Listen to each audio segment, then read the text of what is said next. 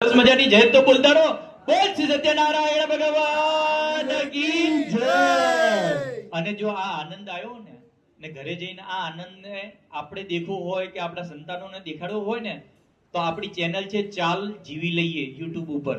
ભાઈની છે, તમારી જ છે, બરોબર ને?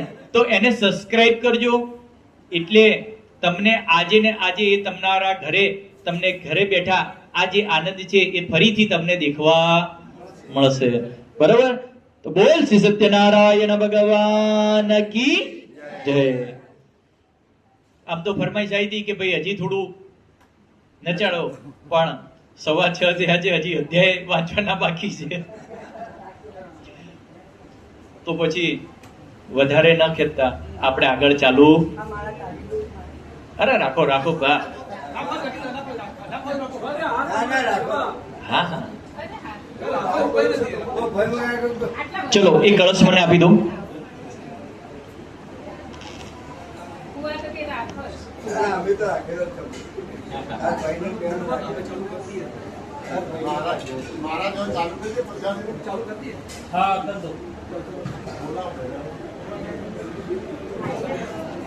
ચલો હવે હાથ જોડીને નમસ્કાર કરવાના. આ કળશની પૂજા થકી તમને 5 પ્રકારના આશીર્વાદ મળે. એ 5 પ્રકારના આશીર્વાદ આપણે લેવાના છે.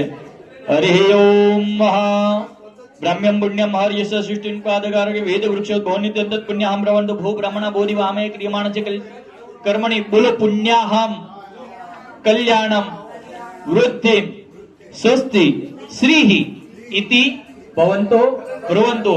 ભગવાન અમને આ 5 પ્રકારના આશીર્વાદ આપજો. કહ્યું કે પુણ્ય, કલ્યાણ, વૃદ્ધિ, સ્વસ્તિ ને શ્રી.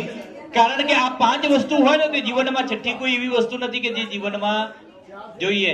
નહીતર તો કદાચ આપણે માંગવાનું કહીએ ને ભગવાન કે માંગ બેટા, માંગે તે આપું, તો આપણે માંગી પણ શકતા નથી.